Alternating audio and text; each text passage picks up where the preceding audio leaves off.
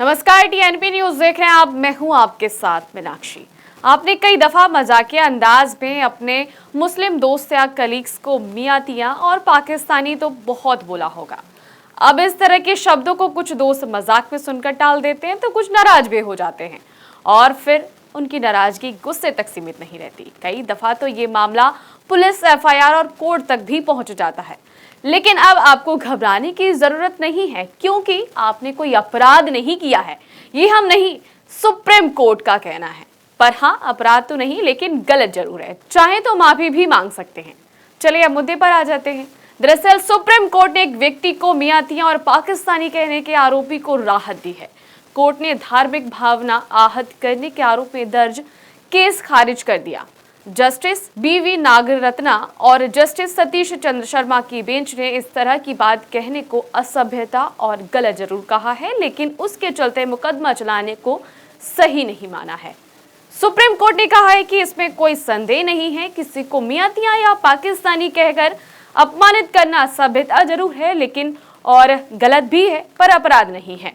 वहीं ये धारा 298 यानी धार्मिक भावना को चोट पहुंचाने की नियत से कुछ कहने की श्रेणी में नहीं आएगा। आपको बता दें, झारखंड के बोकारो के रहने वाले याचिकाकर्ता को जिस केस में राहत मिली है, उसे 2020 में एक मुस्लिम सरकारी कर्मचारी ने दर्ज करवाया था।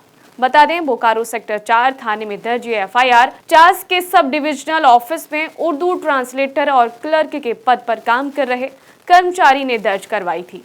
कर्मचारी ने कहा था कि वे एडिशनल कलेक्टर के आदेश पर आरटीआई आवेदन का जवाब व्यक्तिगत रूप से पहुंचाने गया था। आरोपी ने बहुत बहस करने के बाद दस्तावेज स्वीकार किए।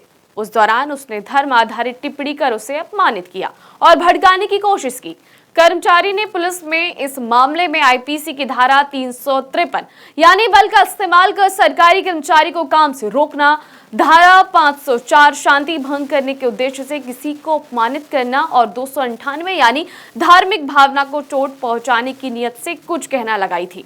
जहां लगभग 80 साल की उम्र वाले आरोपी को बोकारो की निचली अदालत से लेकर झारखंड हाईकोर्ट तक राहत नहीं मिली। धाराओं को देखते हुए अब सुप्रीम कोर्ट ने कहा है कि इस मामले में बल प्रयोग या शांति भंग जैसी कोई बात सामने ही नहीं आती।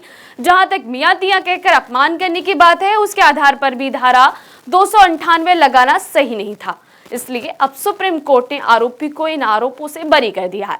फिलहाल के लिए इस खबर में इतना ही। देखते रहिए टीएनपी न्यूज। नमस्कार।